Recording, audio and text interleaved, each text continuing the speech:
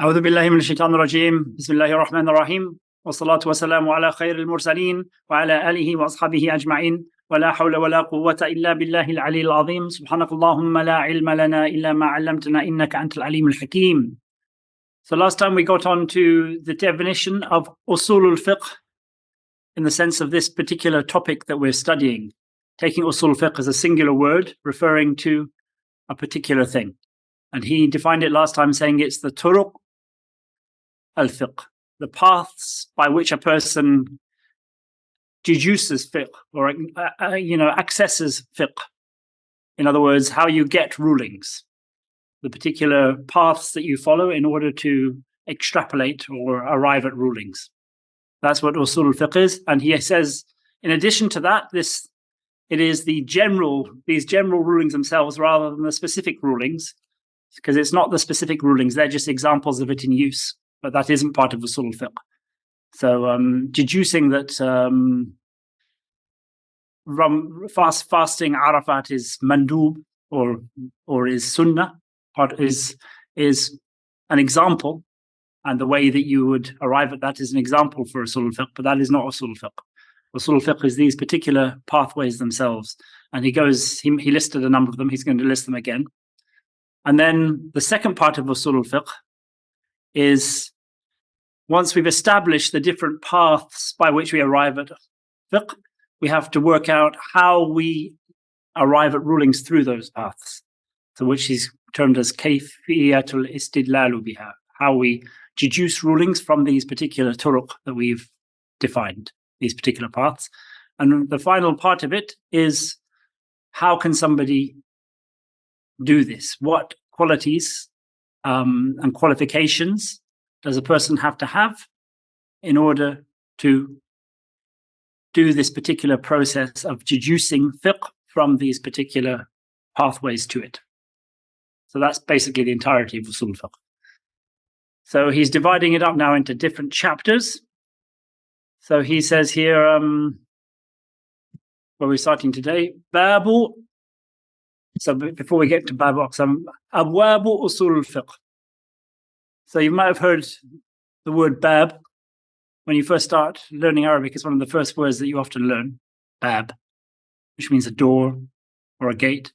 But when it comes to a book, it's the various different access points of the book, chapters. So it means basically when you subdivide a book into all of its constituent parts, each one is called a bab when they are major parts. And then when you have smaller parts within a bab, they're called fasl, usually. So that's the way you divide up. So in English, we might say chapter or section for the smaller ones. So the abwab usul al-fiqh, the chapters relating to this science of usul al-fiqh, he says, rahimahullah, wa qawluhu, and his statement, in other words, the statement of Imam al-Juwayni, rahimahullah, abwabu usul al-fiqh, when he says the abwabu usul al-fiqh here, the chapters of usul al-fiqh, this is a mubtada. So abwabu usul al-fiqh, we're going to come on to different types of sentences in this actual section. So one of the main ways the Arabs divide up a sentence is having a mubtada, which would be like a subject, and a khabar, which is the predicate of that subject. So you'd say, this is what's known as a jumla ismiya, sort of a noun-based sentence. So you have, for example, in English, we don't have this because we always have to include a verb. The verb we normally included for this is the verb to be. So you say, the man is rich. The man would be your mubtada, your subject. Rich would be your khabar, your predicate. So you would say, ar-rajulu ghaniyun in Arabic. That's the way that would be. And this would be called a mubtada and a khabar.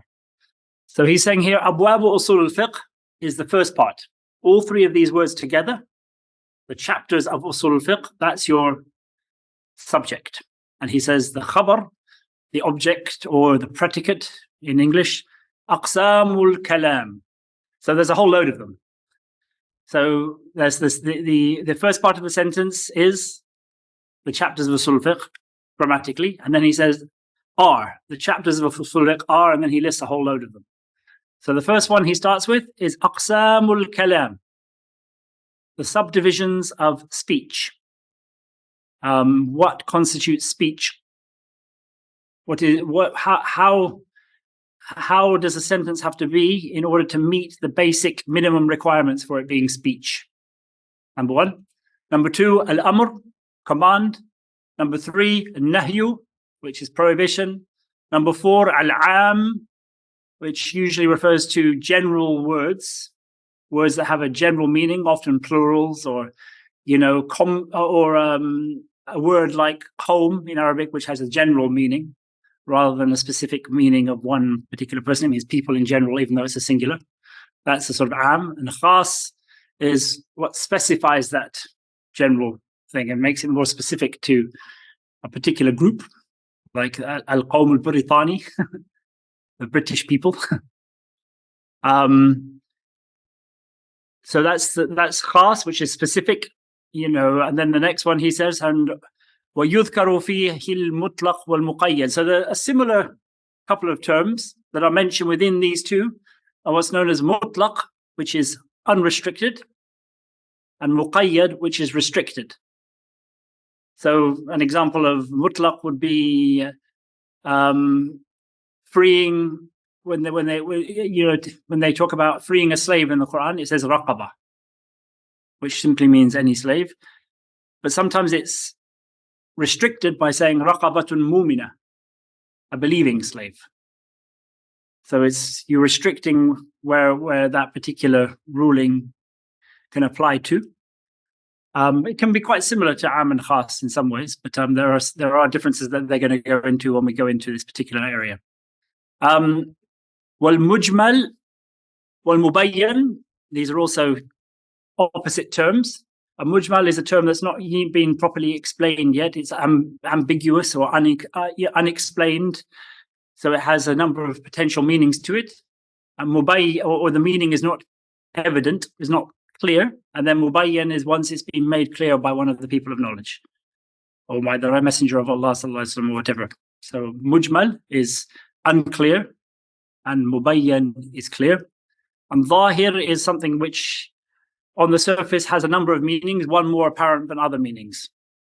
And it's not always the case that the zahir meaning is the right one, but something which is zahir has more than one meaning, usually. وَفِي بَعْدِ النُّسَخ, and in some versions of the text, mu'awwal, which is interpreted. So that can be similar to mubayyan in a way, but the interpretation has been made by one of the people of knowledge to single out a particular meaning of the zahir, for example. So if something is zahir, has an apparent meaning, but the apparent meaning may be the right one or may not be the right one, you don't know. The mu'awwal is the one that has interpreted it and decided on the correct meaning, in a sense.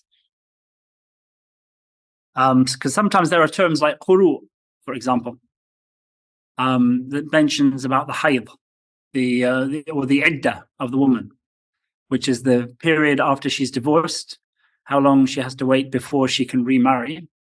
Now, this particular term in Arabic has two meanings. Qara can mean the period of purity, and it can mean the period of menstruation. It can mean both terms.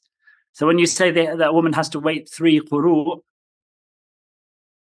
which one is it? Does she have to wait for 3 complete pure periods or 3 complete menstrual periods?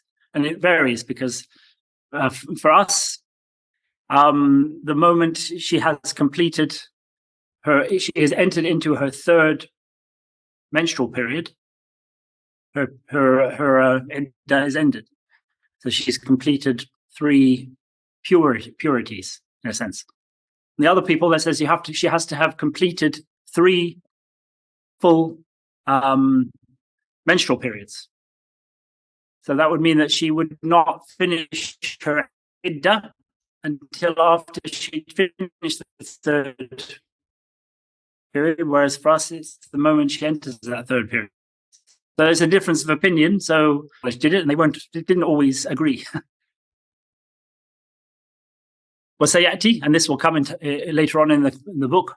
والأفعال, أي أفعال الرسول صلى الله عليه وسلم, and the actions, in other words, the actions of the Messenger of Allah sallallahu alaihi wasallam, what the Messenger of Allah sallallahu alaihi wasallam says, did, even if he didn't specifically say anything about why he was doing those things or declare that they were obligatory or not. His actions on their own are a source of proof. And usually our access point to those actions is through the books of hadith or through amal, the actions of the people of knowledge, of something that would have been witnessed. They would have seen the Messenger of Allah sallallahu alaihi wasallam do, because it was such a common everyday thing, like the adhan or the prayer, for example. وَالنَّاسِخ وَالْمَنْسُوخ, I'm sure you've heard of these terms, abrogated and abrogating, or abrogating is nasikh and abrogated is mansukh. That's when usually it's referring to the ruling, when the ruling of one particular ayat overrides the ruling in another ayat, and that other ayat then is no longer acted upon. Example of that is to do with the iddah for death, where it was originally, I think was it a year? I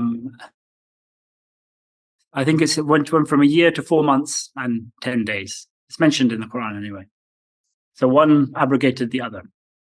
وَالتَّعَارُض, and this is when two things are apparently contradictory to each other.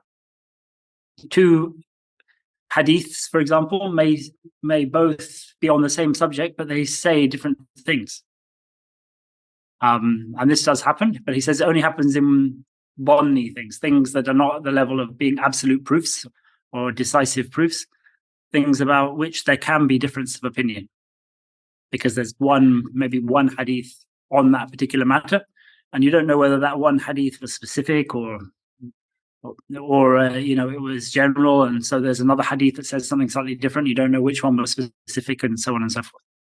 So in order to know these things, you have to be able to unravel those contradictions. Imam Malik sometimes would sort of put two things together to make sure that there wasn't contradiction. And it comes in due course how he did that. Well, ijma', consensus of the people of knowledge, not consensus of all of the people.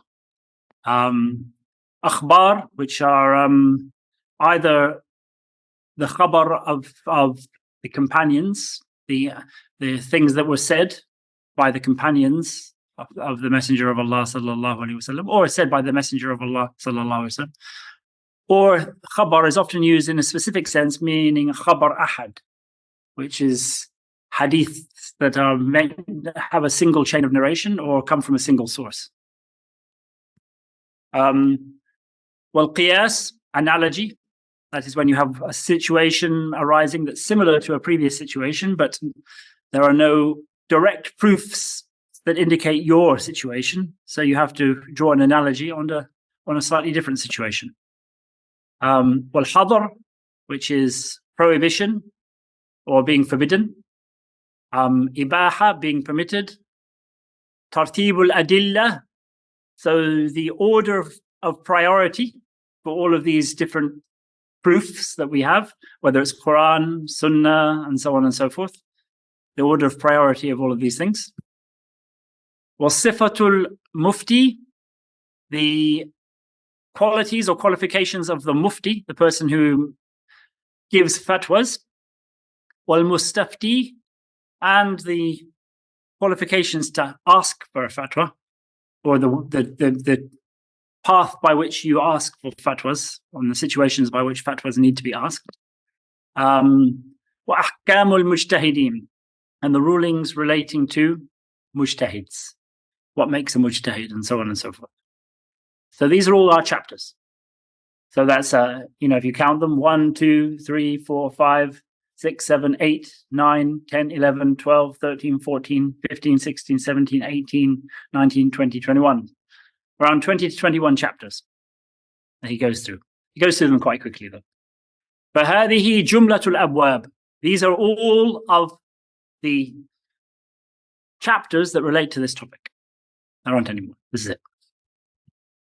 وَسَيَأْتِي الْكَلَامُ عَلَيْهَا مُفَصَّلًا إِنْ شَاءَ اللَّهِ, and we will speak more about them in greater detail, if Allah wills, in the course of this book. Aqsamu Babu Aqsam al-Kalam. So the first bab, the first chapter is Aqsamul Kalam, the divisions of speech. He says here, فَأَمَّا أَقْسَامُ الْكَلَامِ, as for the subdivisions of speech, or the types of speech, فَلَهَا حَيْثِيَّاتٍ. So this term حَيْثِيَّات basically means perspectives, the ways of approaching this question. It's from the Arabic term min haythu, from where. So the direction at which you approach something. So this, if we want to say that there are divisions of speech, depends upon which direction, what we're talking about when we're talking about divisions. Divisions in what sense? He says there are a number of senses in which we can talk about divisions of speech. So we're going to approach it from all of the different angles. He says here, فَأَوَّلُهَا, the first angle or perspective, مِنْ حَيْثُ مَا يَتَرَكَّبُ, is based on what it is made up of, the composite parts of speech. What ingredients have to be in place for something to be considered speech? That's the first way we're going to divide up. So we'll consider speech firstly from how it's what is needed to make something speech, and then we'll talk about the various different types based on that. So he says here, فَأَقَلُّ مَا يَتَرَكَّبُ مِنْهُ الْكَلَامِ إِسْمًا. The minimum that something must, that speech, that something must be in order for it to be speech, is 2 isms, 2 nouns. That's the minimum for something to be considered speech. He says, Nahwu Allahu Ahad, like Allah, Ahad. Allah is one. That's speech. But basically, speech here is something which is intelligible on its own. Doesn't require something else in order for it to be understood. Allahu Ahad, two nouns, Allah and Ahad. Oh, ismun wa fi'l. So it's either 2 nouns or it's a noun and a verb. He says, like qama Zaydun. Qama Zaydun. So the verb here is qama, stood up. Zaydun is the noun, a name, Zayd. Zayd stood up. That's a sentence that makes sense on its own. 2 words. 1 a verb, 1 a noun. Or fi'lun wa harf. Or it could simply be, he says here, a verb and what's known as a harf in Arabic, which we often translate as a particle. It's something which can't stand on its own. A word that can't stand on its own. It requires another word for it to have any meaning. That's basically what a harf is. It doesn't stand alone ever. For example, a noun, you could say Zayd, you could say mosque, you could say, these they have a sense on their own. They indicate something. Whereas a verb indicates something and indicates a time. Like qama. It indicates that it happened in the past and it indicates the act of standing up. So it has an indication on its own. A harf, like fi, in, doesn't indicate anything until it's attached to something. In what? So it's nonsensical on its own. It has no meaning. So that's basically what a harf is.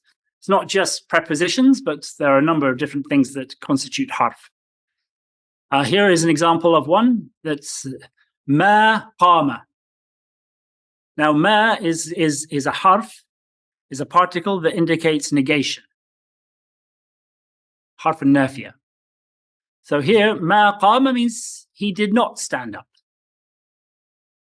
That again is a sentence in its own right. Now, some people have said that that's actually not strictly correct. You can't have a sentence with just a harf and a verb, because qama has a noun in it as well, which is mustatir, which is hidden, which is a damir mustatir, a hidden pronoun, he, as we would translate it in English. So it's in one sense you could say there is also a noun there. So some people would disagree that a harf and a verb are enough to be kalam. Ma qama. If it was, because every verb, in a sense, when it's used on its own, has a noun within it as well. And that's just the way the verbs work.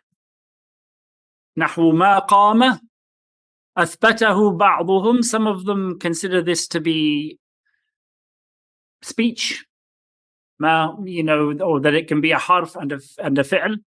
ولا يعد الضمير في قام الراجع إلى زيد مثلا كلمة لعدم ظهوره. And those people who say yes, you can have just a harf and a verb, they would say that the hidden pronoun in qama that indicates back to somebody mentioned before, he. So you were talking about Zayd before.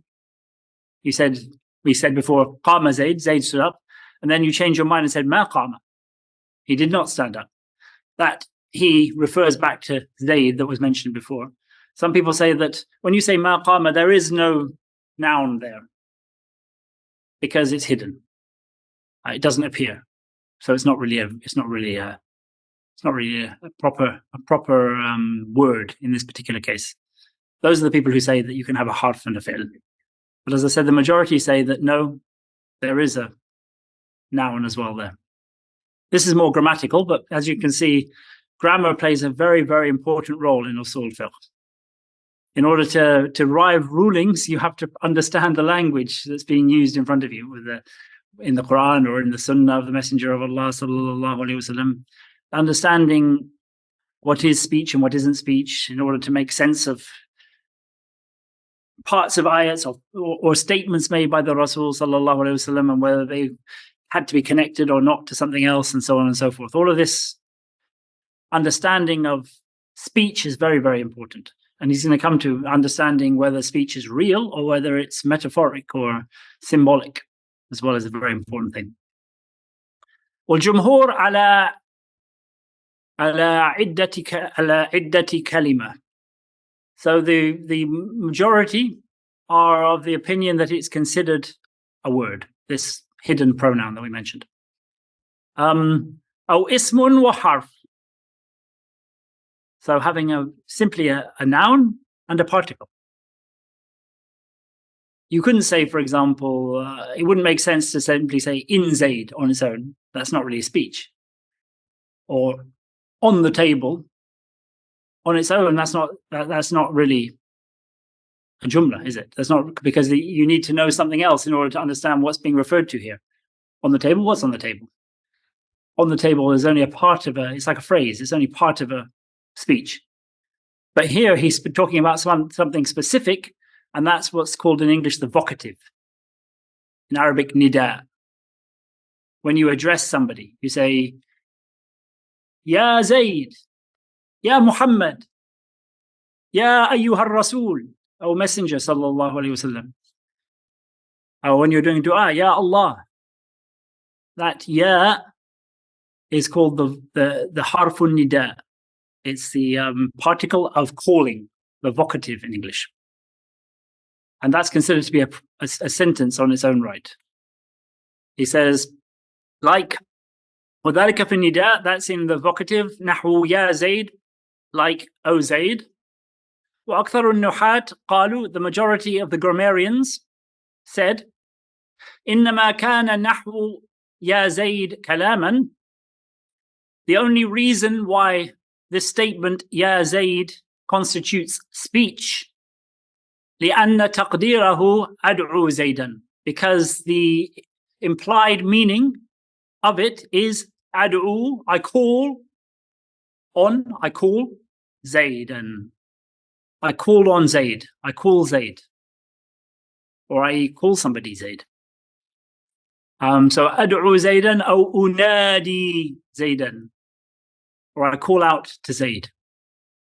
ولكن غرض المصنف رحمه الله وغيره من الأصوليين بيان أقسام الجملة. But the reason or the purpose or the aim of the musannif, of the author here, Imam al-Juwayni rahimahullah, and others of the usuliyun, the people who have this science of usul, the reason or their aim in mentioning all of these different types of speech is simply to clarify the things, the aqsamul jumla, the different types of sentence in Arabic, in order for people to be able to distinguish what is singular from what is compound, what is a simple, just a word on its own, and what is actually a sentence. Sometimes they can be confusing. Sometimes you don't know if what is in front of you is simply all one word or there are two parts. You might see, for example, it looks like Abd al-Malik or Abdul Malik. If you know what the types of speech is, then you can know if it's just Abd al-Malik like that, it must be Abd al-Malik, the king worshipped, because that makes sense as a sentence. Whereas Abdul Malik on its own wouldn't make sense as a sentence. I mean, if you can know what is the minimum to constitute speech, then you can make sense of certain things, and then you can start working out what must be hidden and what must be mentioned, and so on and so forth. It's very important to know in order to decipher and accurately interpret what is being said in particular cases, unless, of course, the previous peoples have done it for you, which is often the case. So the best way of understanding what is meant by an ayat is to look at the mufassirun. And the best type of tafsir is the tafsir which is Quran bil Quran. So there are other ayats that would make clear the ayat that you're reciting. So the ma'rifatul mufrad min al-murakkab, so they can have knowledge of what is singular from what is compound. فَلِذَلِكَ لَمْ يَأْخُذُوا فِيهِ بِالتَّحْقِيقِ الَّذِي يَسْلُكُهُ النَّحْوِيُّونَ. And that is why they're not as meticulous and as precise in their definitions of this, because he said harf, fi'l wa harf, for example, which the nahwiyun, the grammarians, would not agree is speech. But he said they're not as precise because they have a different purpose in mind, and that's to distinguish what is singular from what is compound, or what is complex.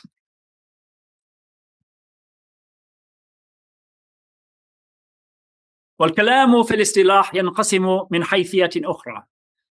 And this word kalam, speech, technically speaking, can also be divided up from a different perspective. There's a different way of dividing up speech. The first one is we look at the ingredients that make up speech, the words themselves. Another way of looking at a subdivision of speech here is to look at the types of speech that you are talking about, rather than the words that make up speech. So he says here we can subdivide it into speech which is amr, وهو ما يدل على طلب الفعل. So literally amr means command, but it's the type of speech where you're asking something of somebody. You're asking them to do something very often. So you might say here, hum, could mean telling somebody to stand up, or it could be a suggestion. Stand up is, or like pass the salt in English. Pass doesn't necessarily imply that it has to be an obligation, but you use the imperative form to ask somebody to do something. So that's one type of speech, is you're asking something of someone. The second type of speech is you're asking somebody not to do something. So he says nahyu, which is وَهُوَ مَا يَدُلُّ عَلَى طَلَبِ التَّرْكِ, which is what indicates asking, the word that indicates asking somebody to not do something. So amr is the word that's used to indicate asking somebody to do something, and nahi is the word that's indicated to ask somebody not to do something. And he says here, for example, لا تقم نحو. This word nahu, by the way, sometimes means grammar, but in this particular context, it just means like, mithl, nahu. Like, لا تقم, do not stand up. وخبر, and the third type of speech here, so you have asking somebody to do something, asking somebody not to do something.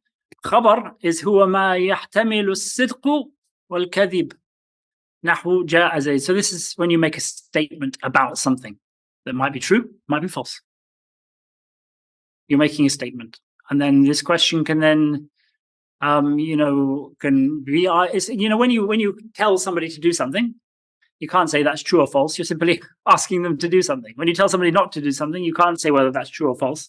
It's a direct sort of connection when you're asking somebody. But if you make a statement about something, that's called a khabar. The moon is square. I've made a statement. That statement lends itself to being false. The moon is round. That statement lends itself to being true, but it's a statement. So either that's that when you make a statement of that sort about something like that, that can either be true or false. So this is like ja'a Zayd, like Zayd came, wa ma ja'a Zayd, and Zayd did not come. Doesn't matter whether you say it in the positive or in the negative. It's the same type of statement. It's either true or it's false. Well, istikhbar, and the fourth type here is what's called istikhbar, and that's asking about something. So he says here, وَهُوَ الْإِسْتِفْهَامِ. It's seeking to understand something, literally, but that's referring to the huruf al-istifham, things like why, where, who,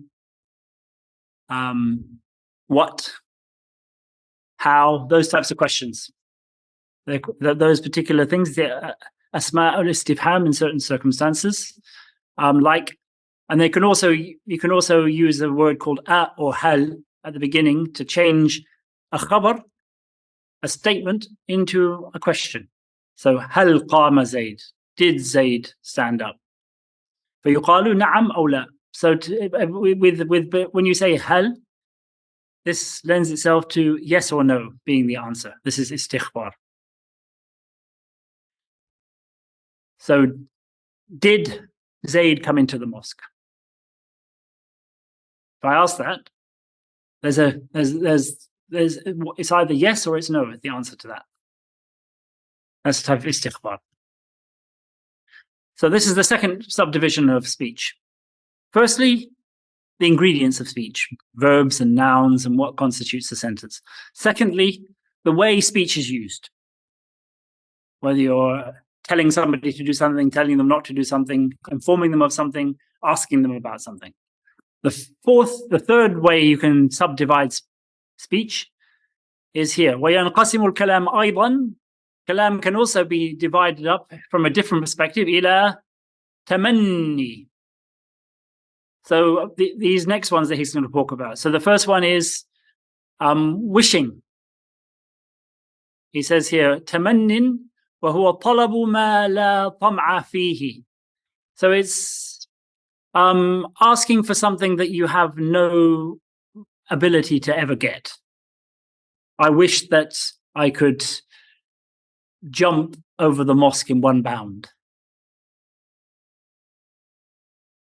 That's not on the surface a possible thing. So when somebody wishes that, they're not actually hoping that it's going to happen.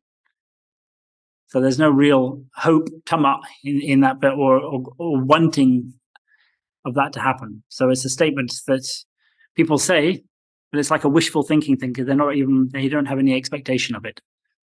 So it's la tam'a fi, you do not have any expectation of it being something that you can do. Aw ma fihi usr. Or there's another type of tamanni, which is something which is just really difficult. You might want to do it, but you know it's really difficult to accomplish. So your himma may not be super strong for it, but it's something that you would quite like to do.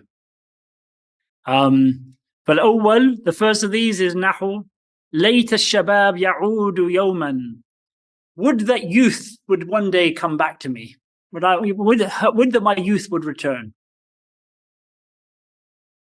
Is that going to happen? Not according to the way that Allah subhanahu wa ta'ala has made his sunnah in this existence. Once youth is gone, it stays gone. It doesn't come back. Wathani, the second one, where he says there's difficulty, نحو قول منقطع الرجاء, like somebody who has lost all hope of something, saying, ليت لي مالا فأحج به. Would that I had some money that I could go on Hajj with. So he doesn't really have a high expectation of it. Doesn't really have a hope, really. It's sort of like a forlorn hope. It's sort of like something that's possible, but he doesn't really expect it. This is part of tamanni. One is something that's never going to happen, and one is something that could happen, but you're not really really expecting it. You don't really have any hope of it. وَيَمْتَنِعُ التَّمَنِّي فِي الْوَاجِبِ. It is forbidden to do tamanni, this wishful thinking, in something which is wajib, which is necessary. نَحُ لَيْتَ غَدًا يَجِي. Would that tomorrow comes. So it depends, but he says here it depends what you mean by that. إِلَّا أَنْ يَكُونَ الْمَطْلُوبُ مَجِيعَهُ الْآن. So if you're saying something's going to happen, it's wajib, it will definitely happen. So you shouldn't be doing tamanni with something that's definitely going to happen, is what he says here. Well, it doesn't, or in a sense, he's saying it's not really tamanni if it's something that's definitely going to happen. For example, tomorrow, the way this world works always comes, because that's the way time works. So with that tomorrow comes, you're basically asking for something that's going to happen anyway. So it's not really, you're not really doing tamanni, is what he's saying. It's not really a wish because it's something that's bound to pass. You're just, voicing something that's inevitable. But he says here, sometimes people say that statement, لَيْتَ الْغَدْ يَجِي, or later غَدًا يَجِي, would that tomorrow comes, and your actual hope is for something impossible, that it's going to be now. So, for example, it's your birthday tomorrow, like with a child, and they have all their friends coming, and they're suddenly really impatient to have their party now, and they say, "Oh, I wish it was tomorrow now," or "I wish tomorrow would come." That's tamanni. But simply saying that something's inevitable is arriving without even using it in that way is not really tamanni. That's what he's basically saying. So إِلَّا أَنْ يَكُونَ الْمَطْلُوبُ, except if what you are wanting is مَجِيئُهُ الْآن, for it to come now. فَيَدْخُلُ فِي الْقِسْمِ الْأَوَّلِ. So it enters into the first thing, which is طَلَبُ مَا لَا طَمْعَ فِيهِ, asking for something that is not possible that it can happen. وَالْحَاصِلُ أَنَّ التَّمَنِّي يَكُونُ فِي الْمُمْتَنِعِ وَالْمُمْكِنِ الَّذِي فِيهِ أُصْلٌ. So basically what this means is something is tamanni when it is something in wishing for something which is impossible, which can't happen, and something which is possible but extremely unlikely and difficult. They're the two types of tamanni. So this is one subdivision of kalam. So you have to know whether the kalam you're talking to is somebody who is actually asking for something real, or is it tamanni?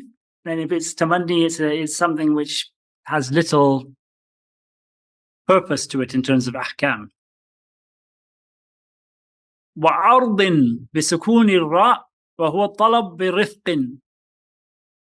So another type of thing is what's called ard. He says with the sukun, the circle on the ra.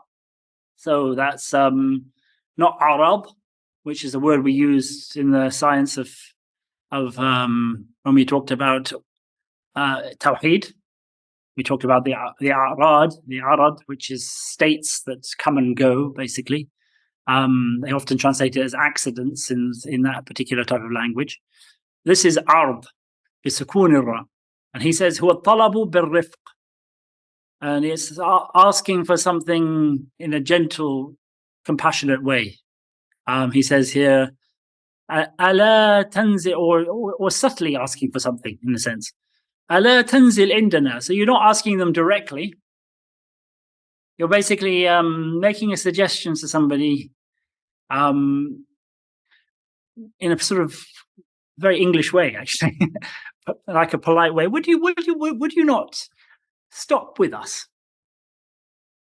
You're not saying, please come and stay with us. You are saying that, but you're saying, would you not, come and stay with us?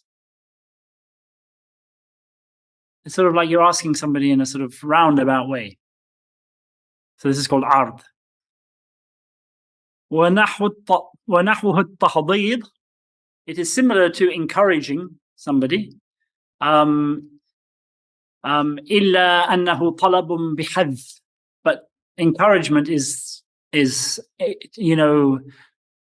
using more energy and force to encourage somebody to do something. So this is ard is similar to encouraging somebody to do it, but the word in Arabic tahdid is much stronger in terms of the way you express it than ard, which is asking in a very roundabout manner. So we have tamanni, which is wishful thinking. Then we have ard, which is speaking in a roundabout manner to encourage somebody. Wa qasam. So these are other types of speech. They're not also they're slightly separate in a sense. Well, maybe these ones are all part of the same categories that we were talking about before. So he's mentioning these ones because they don't fit in exactly to the ones we talked about before, which was khabar and amr and nahi and istighfar. These are basically three additional ones. So it's not a new subdivision. They're just additional ones to that category. So the final one here is qasam, which is an oath. So in a sense, there's seven subdivisions here of language. The four main ones and these lesser ones, which is wishful thinking, asking things in a roundabout way, and making an oath. He says here, بِفَتْحِ الْقَافِ, with a fatha on the qaf, was-seen, and on the seen.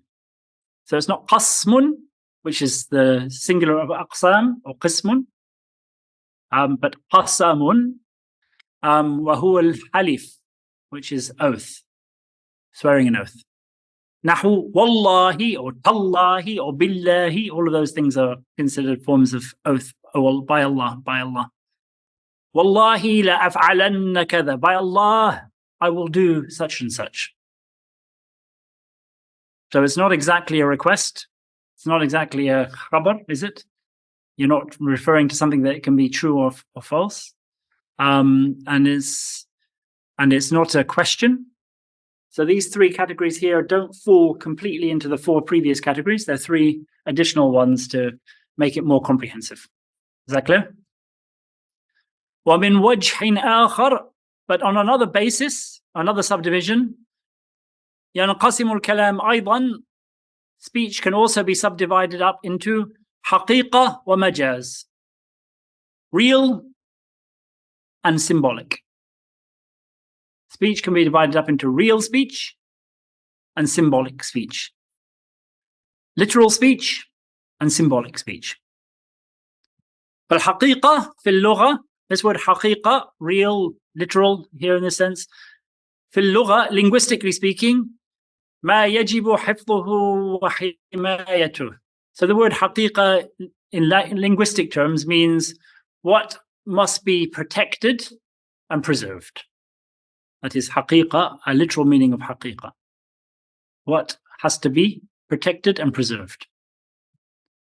في اصطلاح, technically speaking, though, حقيقة is ما بقي في الاستعمال على موضوعه. What continues to be used in the way that it was coined, originally put into language. The original meaning given to a word, it continues to be used in the same sense. Like, take the word lion, for example. The original coinage of the word lion is for a wild cat-like animal that's got a mane when it's male and is a carnivore, having other characteristics. But that's the original usage of the word lion. You might also use the word lion in other contexts. That man is a lion on the battlefield. As he suddenly grown a mane and started to meow. And that's not the meaning of he is a lion on the battlefield. So that's an example of non-literal usage, because it's not being used in the original usage to which it was put or which it was coined for. أي على معناه الذي وضع له في اللغة. In other words, it's being used in the sense for which it was assigned, the meaning it was assigned in the language right at the beginning. So each word has a particular meaning in the language, and when it is used in the sense of that meaning, that is it being used in a literal sense. وقيل, it is also said, ما استعمل فيما استحلها عليه من المخاطبة. So it is also said, a secondary particular way of looking at this is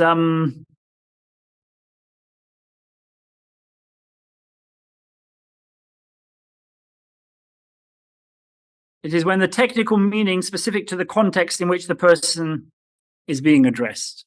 So it's not the actual meaning for which it was given originally. Because there are two groups of people when it comes to this. There are those who say, you know, a word that the moment it ceases to be used in its original sense is now majaz, is now symbolic, is now a trope. But there are others who say that no, a word can have different meanings in different contexts.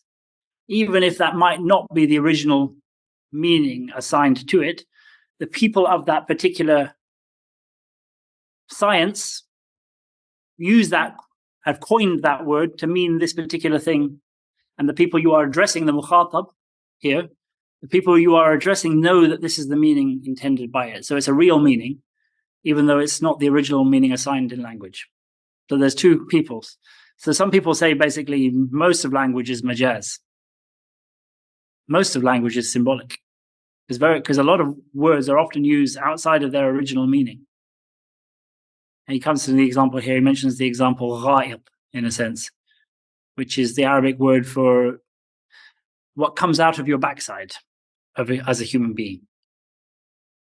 But he says that, that even though everybody uses that word in that sense, when you hear the word in Arabic, gha'ib, you automatically think about what merges out of the backside of the human being, the feces of the human being. Yeah? But that is not the original coined usage of that word. Gha'ib, as he's going to mention, was originally a sort of private, secluded place, often a bit sort of in a depression, so people couldn't be seen, where people would go because they could be hidden, and then they would carry out their business. So it was the actual land itself where this was done, which was called gha'ib. And then that term came to be used for what was done in such places, or what emerged from the human being when they went into such places. So the difference of opinion here is whether the usage of the word gha'ib for the human being's excrement is haqiqa or not. Is the real use of the word, or is majaz, is travel beyond the real use of the word, symbolic. So he says, وَقِيلَ, it is said, مَسْتُعْمِلَ فِي مَسْتُحْلِيَهَا عَلَيْهِ, what is used in the technical sense for which it has come to be accepted, min al-mukhataba, in terms of the people who are addressing each other. So the lexicon of that particular group of people who are interacting. Mukhataba is when one person is speaking to another. So these two people are in the same area of knowledge. They have coined the word in a technical sense, ustuhliha alayh, and it is being used by that amongst them. Then that word would then have haqiqa meaning according to the second one. التي وقع التخاطب بها. What the conversation between these people is happening, or the meaning of the term that's used. وإن لم يبقى, even if it is no longer remaining على موضوعه الذي وضع له في اللغة, in the sense that it was assigned, the meaning that was assigned to it linguistically. So wada'a is to place something or to assign something. A mawdu' is when something is being placed. So you understand the language here. So the word here is mawdu', is assigned a particular meaning.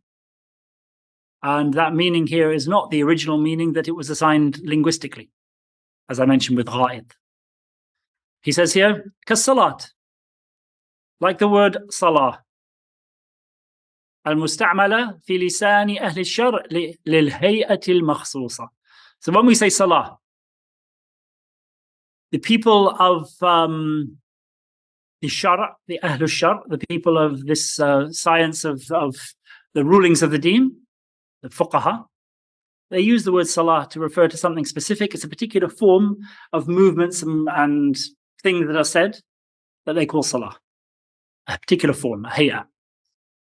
فَإِنَّهُ لَمْ يَبْقَ عَلَى مَوْضُوعِهِ اللُّغَوِيِّ. When we say salah to refer to the prayers like that, it's not being used as in its original linguistic sense anymore. وَهُوَ الدُّعَاء. The original linguistic sense of the word salah is du'a. So when you want to know what the linguistic meaning of salah is, it simply means du'a. And sometimes it's being used in that sense, by the way, in certain hadiths or in certain ayats. You've got to know if it's being used in the technical sense of the prayer or if it's being used in the linguistic sense of meaning du'a, supplication. So that's basically what salah means. It means supplication. Ad-du'a bi khair. Not any supplication, but making supplication for what is good. That is salah. And another example, وَكَدَّابَّةٍ. The word dabba. Don't know if you've heard the word. He says, al-mawdu'atu fil 'urf.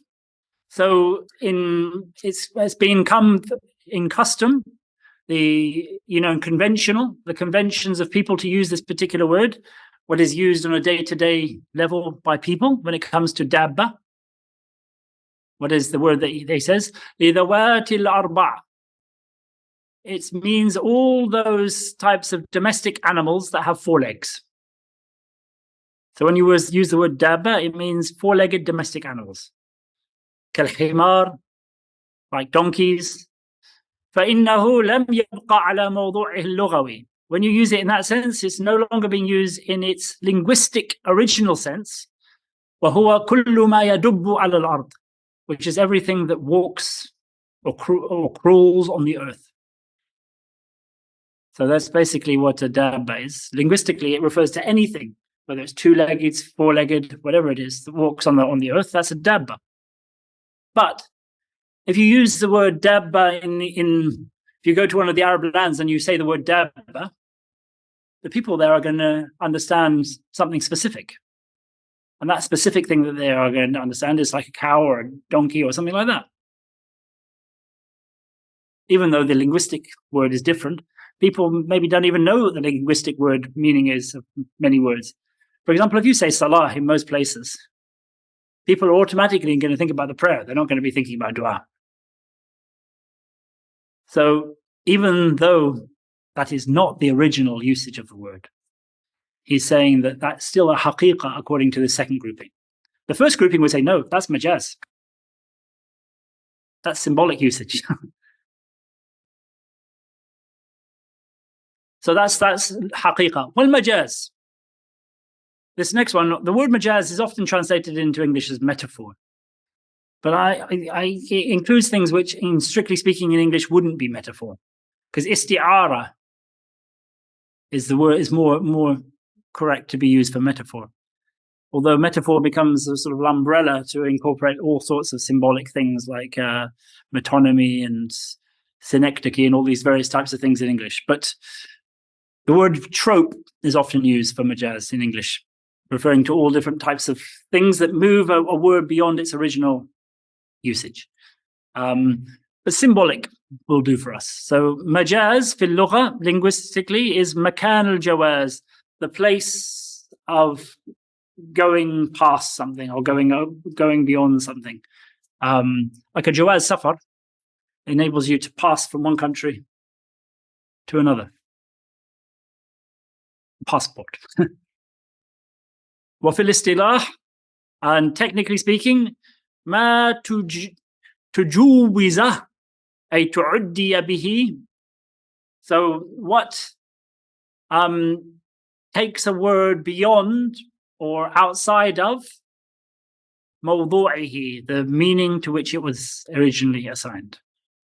So this is the first grouping. This will be the opposite of the first grouping for haqiqah. So they said when a word is being used in the way that it's linguistically assigned, that's haqiqah. When it goes beyond its original linguistic meaning, it becomes majaz. Simple, huh?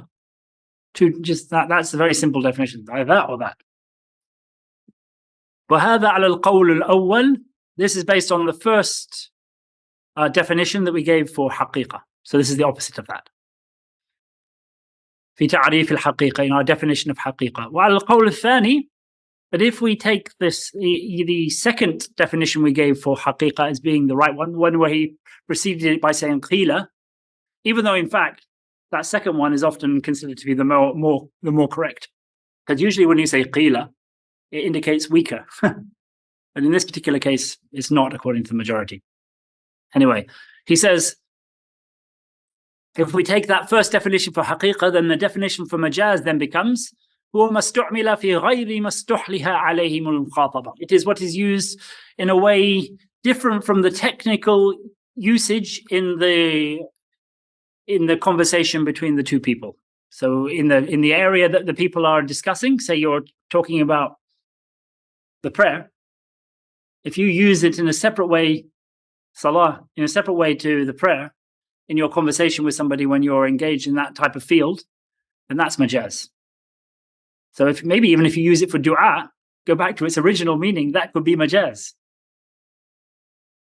If you're using it in the context of a conversation about the prayer. So I mean, you could even reach the situation where the original meaning could be the sort of symbolic one, depending upon the sort of zone in which you are using this term. Well, حقيقة, this word حقيقة, the literal or real meaning, إما لغوية, either لغوي, is either linguistic, وهي التي وضعها واضع اللغة. So this is actually based on the second definition we mentioned, the قيل one. He's saying here, okay, now going back to our definitions of what حقيقة is, if we say that حقيقة is relating to the مخاطبة and the istilah, and not relating to simply being something that's not being put by language, then حقيقة is of two types. He says the first type of حقيقة is linguistic حقيقة, the literal meaning of it linguistically. And هي التي وضعها واضع اللغة, the one who created the language assigned each word a particular meaning. So whatever the language is, there's modern names, I suppose, Esperanto. When they came up with Esperanto, they assigned the cat a particular meaning, the dog a particular meaning. That's the words that they put in it there when they created this Esperanto. Or you might even see, like in Tolkien, when he created his Elvish language or whatever, he, had particular words that he assigned to particular things. Where languages all come from, and the words, whether Allah subhanahu wa ta'ala revealed them all to Adam alayhi salam, or they were developed by people, Allah knows best. But that's a different topic. But he says here, the wadi' al-lugha, the one who put down the meanings of the language, he assigned to each word to a particular thing or particular action. Kal-asad, like the word asad, lion, al-hayawan al-muftaris, to the sort of wild animal, the sort of carnivorous wild animal, rapacious. Wa imma shar'iyya, so you can also have shar'i, which is legally speaking, or in the sharh, in the divine law, each word has a particular meaning in the sharh. So it's a haqiqah in the sharh, like sawm, for example, fasting. The word sawm literally means not speaking, but that's not the literal meaning of sawm in fiqh, is it? Sawm refers to the fasting, the act of not eating and drinking. So it's being assigned a particular shar'i meaning, legal meaning. That's also considered haqiqah according to the second definition. وَهِيَ الَّتِي وَضَعَ الشَّارِعُ, and this is the terms that were assigned by the one who assigned the law, who created the law, the shari'. كالصلاة, like the word salah, للعبادة المخصوصة, for the specific act of worship that we know it refers to, the prayer. وَإِمَّا عُرْفِيَّةٌ, or what is established by convention or by the usage of a people in a particular land, such that it becomes the norm amongst them. وَهِيَ الَّتِي وَضَعَهَا أَهْلُ الْعُرْفِ الْعَامِ. This is what is put into place by the people of, of a particular general urf, of a particular land, in terms of the general usage of the people of that land. كَالدَّابَّةِ, like this word dabba, for لِذَوَاتِ الْأَرْبَعِ, for those that have 4 legs. وَهِيَ فِي اللُّغَةِ كُلُّ مَا يَدُبُّ عَلَى وَجْهِ الْأَرْضِ, even when it is linguistically everything that walks on the face of the earth.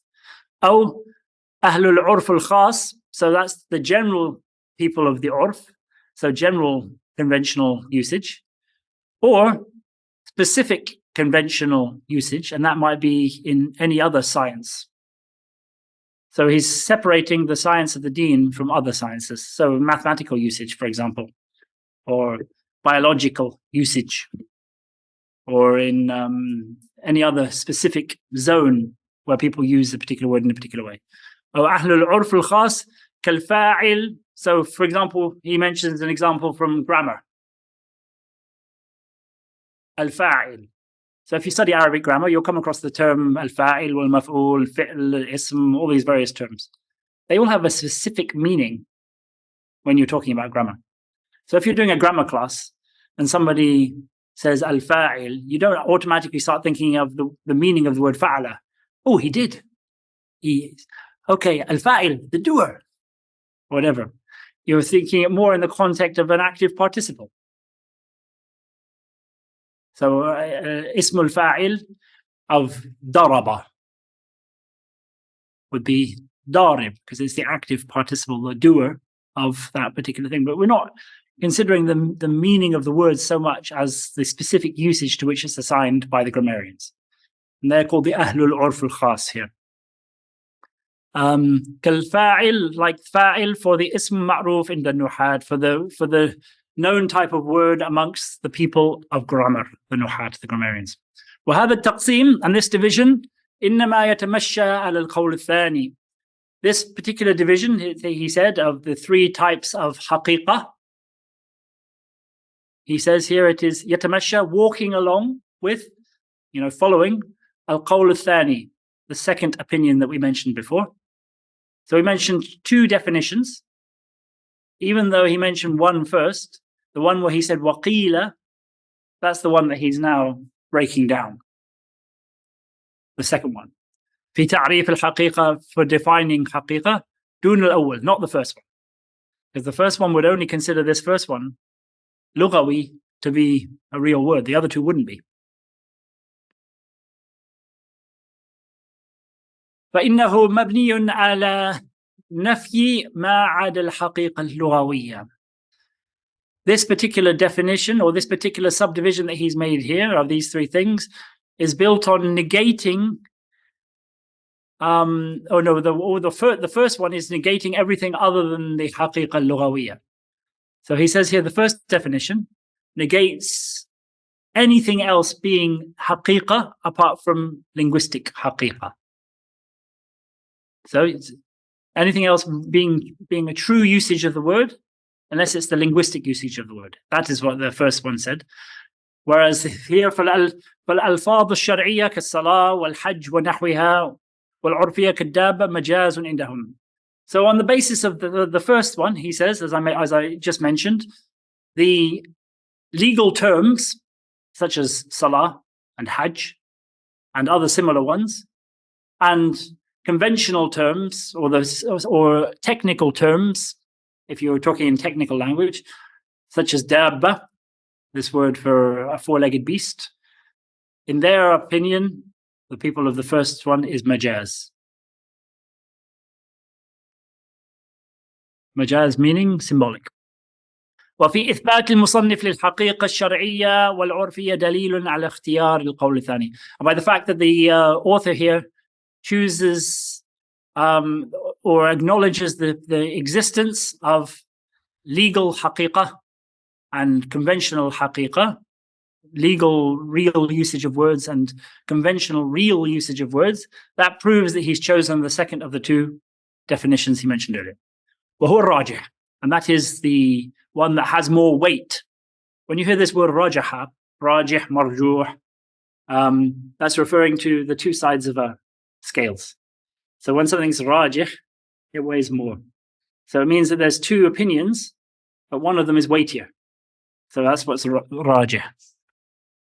Mashhur is another term you might hear. Mashhur simply means it's better known, even though it might not always be weightier in terms of its proof according to the people of the madhab. It's the one that people know and have practiced. So it's acquired greater weight by fact of being better known. So sometimes mashhur and the rajih can be two different things, and still people will choose the mashhur over the rajih, because the majority of the people of knowledge doing something is the proof in itself. وإن اقتضى تقديمه للقول الأول على ترجيحه. And he's choosing this despite the fact that he didn't put it first. And he says here, it should have been put before the other definition, because it's weightier than it, but he didn't do it. But he's chosen that even though he didn't put it first. وجعل المصنف الحقيقة والمجاز من أقسام الكلام مع أنهما من أقسام المفردات. And the author, Imam al-Juwayni, considered haqiqa and jawaz, these two terms, real usage of words and metaphoric or symbolic usage of words, to be parts of the subdivisions of speech, even though they are actually subdivisions of words, not speech. So lion, we just say the word lion, that's not speech in itself, is it? But where we're assigning it to something that's real or not real, or salah, to give the example he used, that in itself is simply a word. One word does not make speech, according to what we talked about earlier. It has to be two words, two isms, a fi'l and an ism, and so on and so forth. So he's saying here, but why is he saying then, if he said that speech has to be these things, why is he saying that you can subdivide speech into real and symbolic? So he says here, إشارة إلى أن المفرد لا يظهر اتصافه بالحقيق والمجاز إلا بعد استعماله لا قبل. This indicates that a word cannot be described as being real or symbolic except after it's been used. So if you simply said lion, if you didn't put it into speech, you couldn't possibly know whether lion was being used in a real sense or a symbolic sense. So even though this is a quality of words, whether something is real or symbolic, you can only know whether it's real or symbolic once it's been put into speech.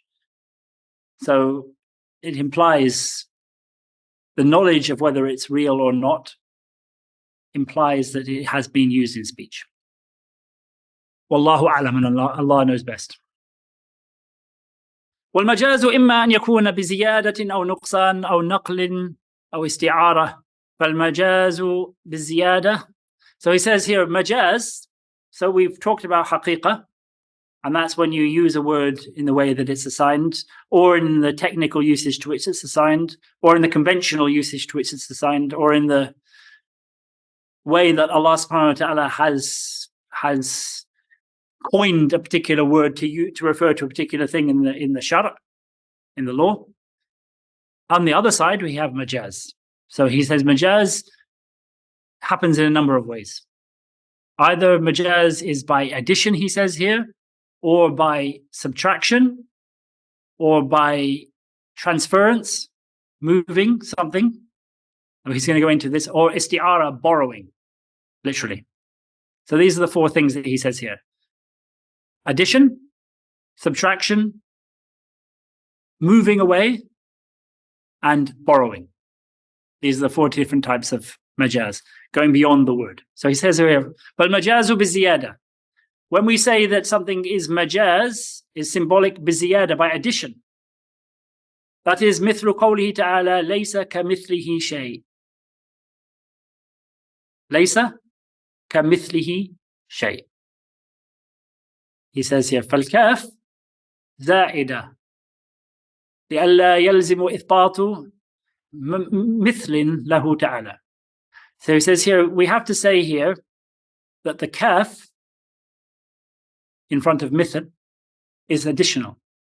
It's not, it's metaphoric, it's something that is not being used in its original sense. Because the original sense of ka is mithl. So we're seeing laysa mithlu mithlihi shay.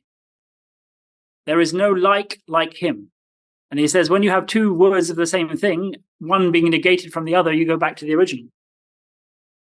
So if you negate a mithl from a mithl, that becomes there is something like him. You say there is nothing like him, that means that there is something like him. That's what he's saying here. So if we say that kaf has its original sense, then it's a problem. Because we know that Allah subhanahu wa ta'ala, there is nothing like him. This is one of the cores of our ibadah. So Allah subhanahu wa ta'ala then saying, Laysa mithlu, mithlihi shay. And if you're taking that literally in the way that the words mean, that would mean the opposite, is not a correct meaning. So kaf cannot be being used in its original sense. So it's simply an addition. That's what he's saying here. He says, فَالْكَافُ زَائِدًا. The kaf is additional, لِأَلَّا يَلْزِمُ إِثْبَاتُ مِثْلٍ لَهُ تَعَالَى, so that it does not mean that we are positing somebody being like Allah subhanahu wa ta'ala. لأنها إن لم تكن زائدة فهي بمعنى مثل. Because if it is not additional, it has the meaning of the same meaning مثل. فيقتضي ظاهر اللفظ نفي مثل البارئ. So then that would mean that the literal meaning of the phrase is the negation of the like of the creator.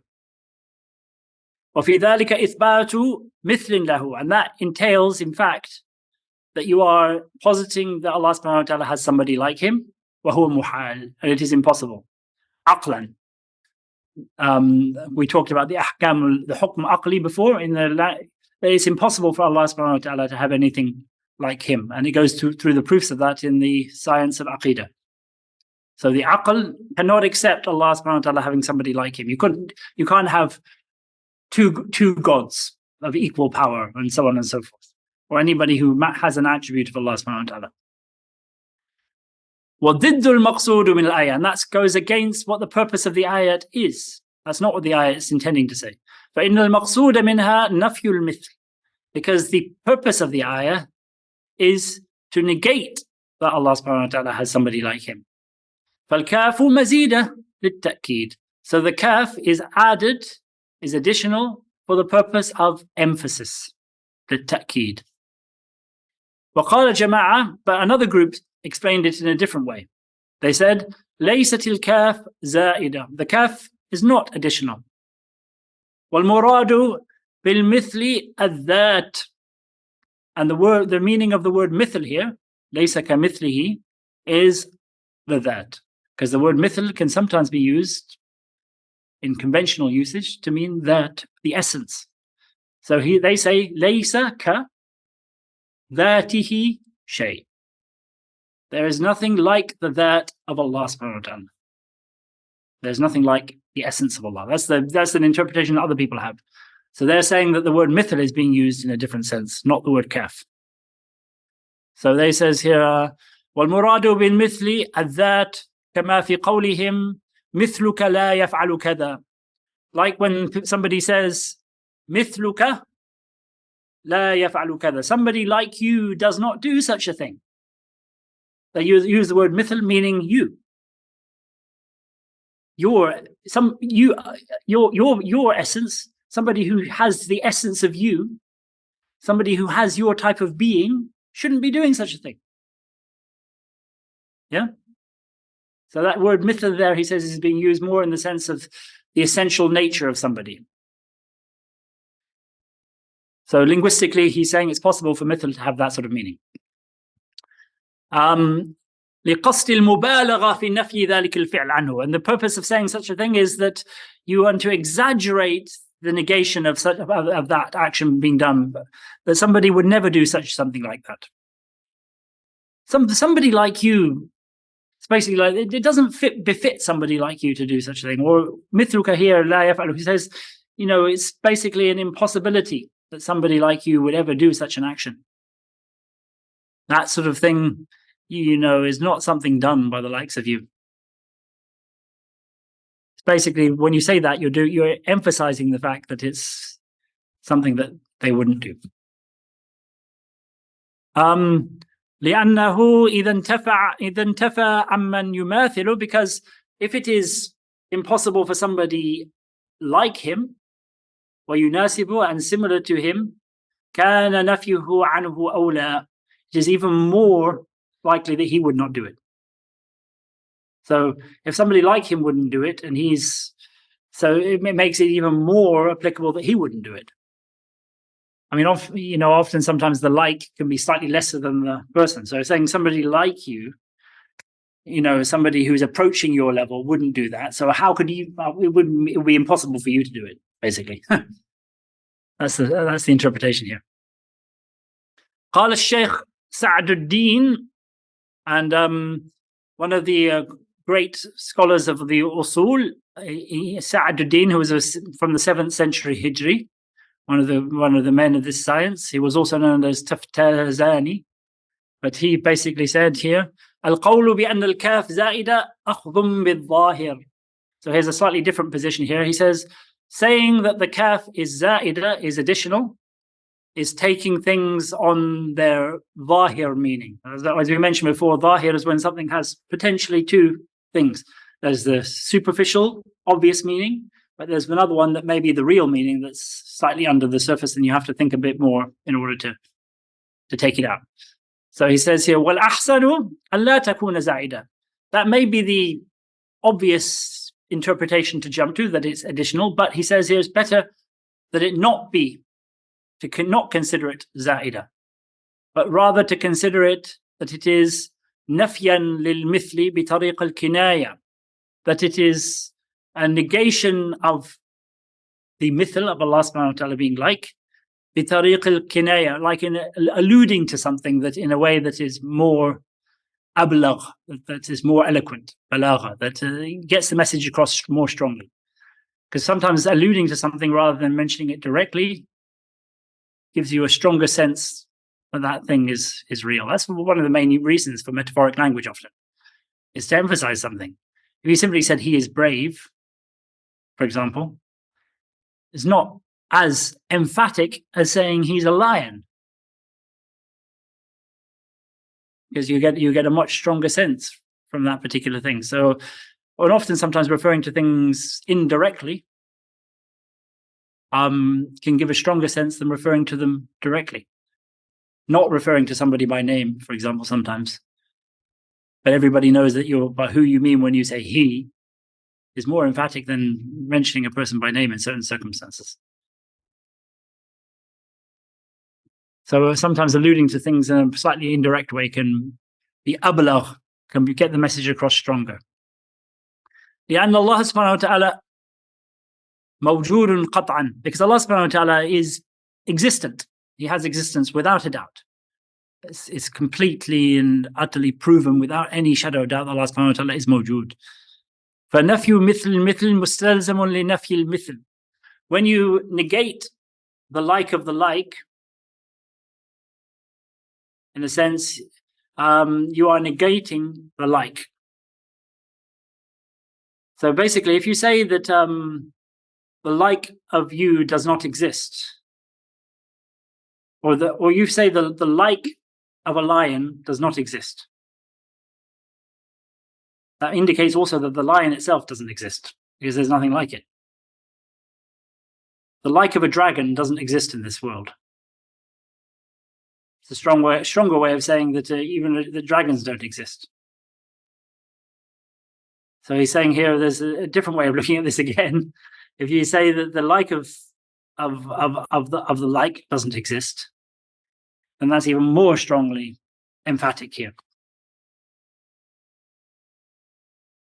Because the like of the like, if you say that, for example, somebody is like Zaid, then when you're talking about the one who is like Zaid, that's referring back to Zaid himself. You understand that? If you say Ahmed is like Zaid, and the one who is like Zaid refers back to Zaid. It's this, it makes you have to think about the language more, but it can sometimes, he's saying, because you're speaking in an indirect way, it makes it even stronger. Because you're not saying it directly, the message is more emphasized and more exaggerated. So it says here, لأن الله سبحانه وتعالى موجود قطعا, Allah subhanahu wa ta'ala exists. فنفي مثل المثل مستلزم لنفي المثل. When you negate the like of a like, that automatically means that you are negating the like. There is no like means there is no like as well. That's what he's saying. ضرورة أنه لو وجد له مثل لكان هو تعالى ضرورة أنه لو وجد له مثل لكان هو تعالى مثلا لمثله. It is obvious, and it must be the case, that if Allah subhanahu wa ta'ala had somebody like him, he himself would be like the one who is like him. If two things are like, then one is like each other. They're both like each other. If I am like you, that means you are like me. Does that make sense? Yeah. If I'm like you, that means you must also be like me. That's what he's saying here. So if somebody is like Allah, then Allah must be like that person. فلا يصح نفي مثل المثل. So it is not permitted to negate the like of the like.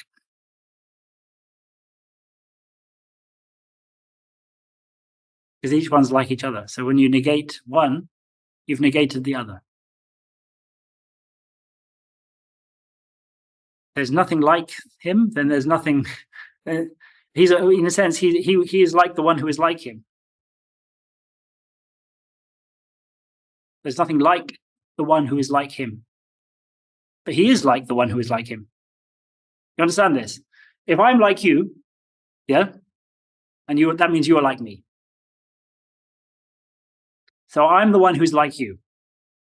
So you are like the one who is like me, who is like you. You are like the one who is like you, because you are like me as well. That's basically what he's saying. Because I'm like you, that means you are like me. So let's describe me as the one who is like you. So instead of you are like me, let's just replace me with like you. So then now you are like the one who is like you. If you're saying there is nobody like the one who is like you, that means there is no one at all. That's basically what he's saying. If you can replace one of them with like so-and-so, because they like each other. So like me becomes like you. It's just a complex way of sort of analyzing this particular. But they're having to do it because ka and mithl mean the same thing. So they're trying to work out a way of this working. فهو من باب نفي الشيء بنفي لازمه. So it is an example of something being negated by something connected to it, necessarily connected to it being negated. So, I mean, I've tried to explain it to you in the way that I've done, but he's using slightly more complex language, but it's basically what I said it means. كما يقال, like it is said, ليس لأخي زيد أخ. The brother of Zayd does not have a brother.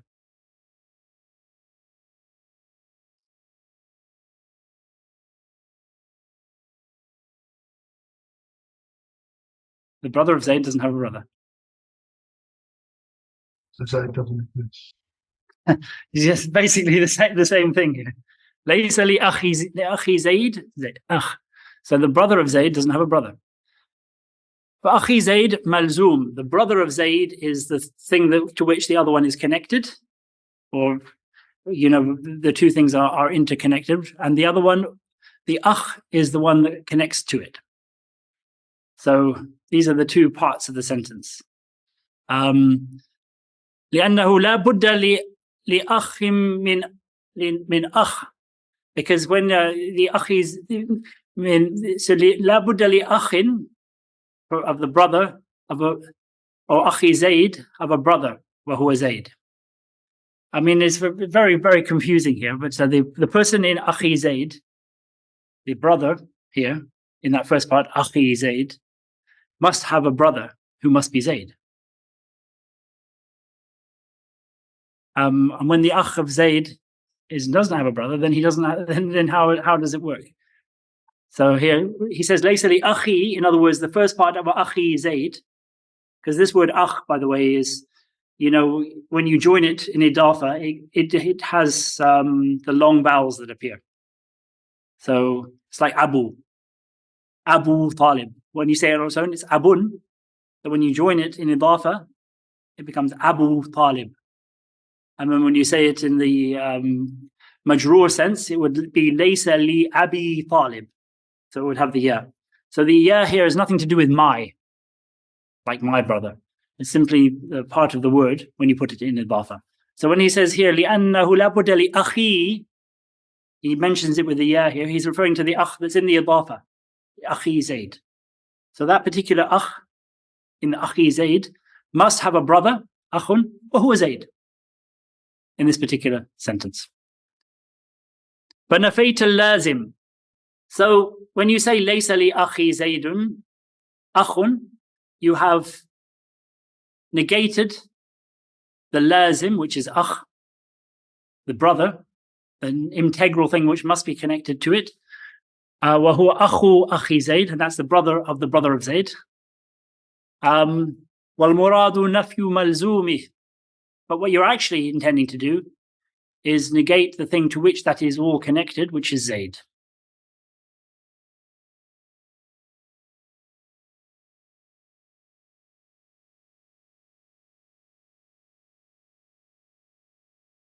لَيْسَ لِأَخِي زَيْدٌ أَخ. The brother of Zayd does not have a brother. So basically, when you say that, you've negated akh, the first one, because you called him something that he's not. So when you say لَيْسَ لِأَخِي زَيْدٌ أَخ, you have called somebody by the title of the brother of Zayd, and he doesn't have a brother, so Zayd doesn't exist. So that means akh doesn't exist as well. So in a sense, you said there is no such person. You understand?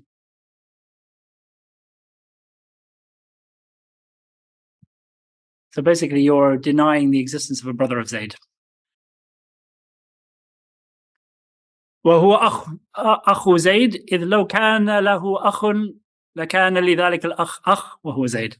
Because if he had a brother, that brother would have a brother who is Zayd, but he doesn't have one. So we'll finish there, inshallah. That's the first part of Majaz. We go into Majaz of Nuqsan, which is much easier to comprehend. Simply words being missed out that have particular meanings. And Istiara, which is very easy to understand, which is simply metaphor. And Naql, which is using a word in a usage different from that to which it's coined. You move it outside of its normal usage.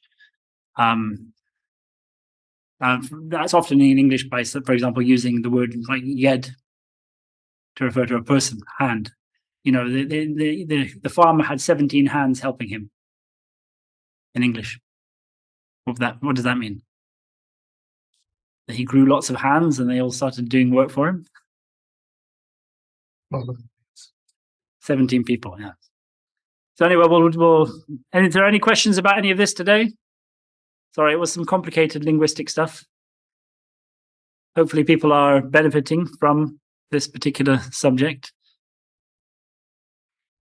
And any questions here? Question? There was an explanation of laysa kamithlihi that I heard, which was that if there could be something like Allah, even that is not like Allah. I don't know if that fits in. I've heard that one as well, and that's the way I always used to understand it myself before I started looking into these things. But it does make sense, that particular one, because it's an extra emphasis. But strictly speaking, linguistically, if you're using the rules of language, they're saying, well, you can, that may be the understanding that comes to your mind, but if you look at the meaning of the words in the language, what ka means, and the implications of that, then it could be problematic. So they try and remove that problematic aspect from it. But that is the first thing, the first idea, that, you know, if nothing can be like Allah, not even like anything by Allah. So I keep making it even further removed from Allah subhanahu wa ta'ala in that sense. But linguistically, if you actually think about that, that does have some problems if you view it in that way. So that's probably why they sort of choose these other approaches. But I think that's the last one that he's referring to here, in the sense is he may be using it in that sense, because he's just said that it says that there is no existence, but we know Allah exists. So. Anyone else? Anyone online? Okay, we'll finish there, inshallah. بسم الله الرحمن الرحيم الحمد لله رب العالمين الرحمن الرحيم مالك يوم الدين إياك نعبد وإياك نستعين اهدنا الصراط المستقيم صراط الذين أنعمت عليهم غير المغضوب عليهم ولا الضالين آمين اللهم صل على سيدنا محمد عبدك ورسولك النبي وعلى آله وصحبه وسلم تسليما سبحان ربك رب العزة ما يصفون وسلام على المرسلين والحمد لله رب العالمين.